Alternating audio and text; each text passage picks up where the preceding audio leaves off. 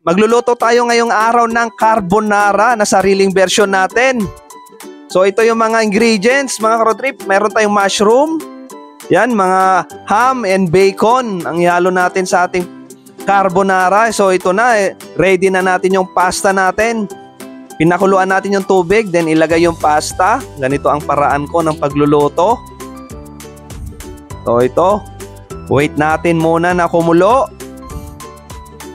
At maluto ang ating pasta. Ito malapit ng maluto. So ngayon pa lang nagugutom na ako. Pasta pa lang niluluto natin. Nagugutom na ako. And then mayroon pala tayong side dish. Magpapakulo tayo ng tubig with tanglad and paminta. Ipakulo natin yung ating side dish na gagawing fried chicken. Ito ginagawa natin to para maging mas masarap at mawala yung lansa ng chicken. So ito na ang ating pasta. Balikan natin ang ating pasta. Ayan. Tinanggal na natin. Nilagay sa salaan para matanggal talaga yung tubig. Ganito ang preparation natin sa ating carbonara. So ito na. Luto na rin yung ating chicken. Ready to fried na. Then syempre, gagawin muna natin ang ating pang mix. Breading mix. Then with paminta and turmeric. Ayan, dagdagan natin ng konting tubig. Nung ang ating chicken, naka-ready naman na yan. Then ito, i-mix na natin lahat bago natin ilagay yung chicken natin.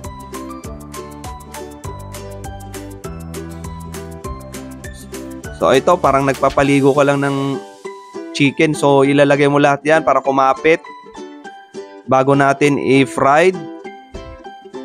So ito, pa-fried na natin sa ating mantika na kumukulo. Pakuluin ng maayos yung mantika para konting ano na lang yan. Hindi magtalsikan din. O, ayan na. Ito na yung ating carbonara. I-ready na natin. Kumukulo na yung mantika. Then ilagay na natin yung bawang at sibuyas. I-mix na natin yan. Igigisa natin ito.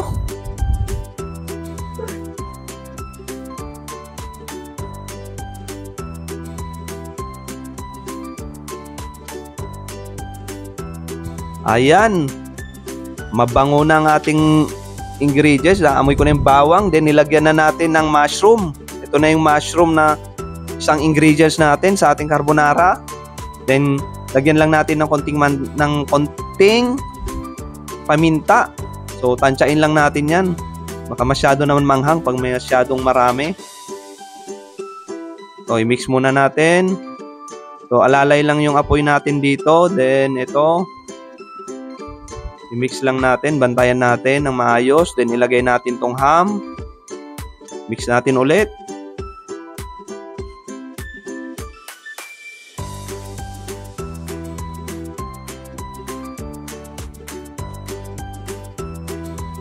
Mix na natin to. Kunting pag-aantay lang naman to. So ito pala, ang nilalagay ko pala na ito, kung napapansin nyo, evap ito. Kahit anong evaporated na milk, pwede ito.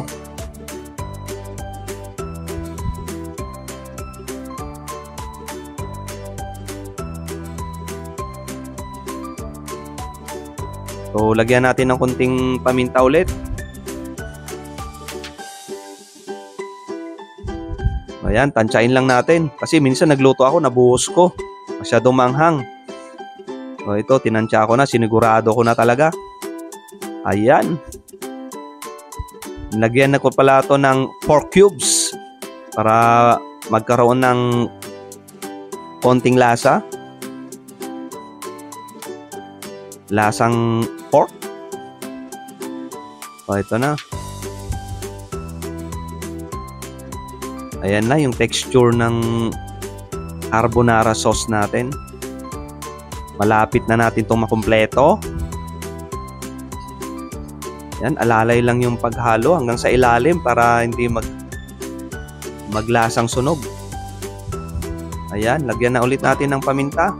Doon na napapansin nyo, yung paglagay ng paminta, hindi siya sunod-sunod.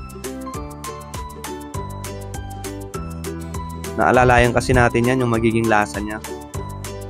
Kasi pag may batang lalo na pag may batang kakain, medyo maselan sila sa mga spicy. Ayan, para lahat ng pamilya makakain, mula bata hanggang matanda. Ay, mix natin. Yan ito, kumukulo na ulit. Lagay na natin yung ating pasta. Dahan-dahan lang para hindi matapon. Yan. Ito na, medyo marami-rami yung ating pasta. Sana magkasya yung ating sauce. So, sa tansya naman natin, okay naman eh. Kahit first time natin to. So, napunood ko lang pala to sa ibang mga nagluluto din ng carbonara. So, di ko naman natatandaan. Pero, eto, may idea naman ako. Ayan na, halo na natin yung sauce sa pasta. Malalay lang yan talaga. Talagang babantayan natin. Huwag natin iiwan to. Kasi ang iniiwasan nga natin yung medyo masunog yung ilalim.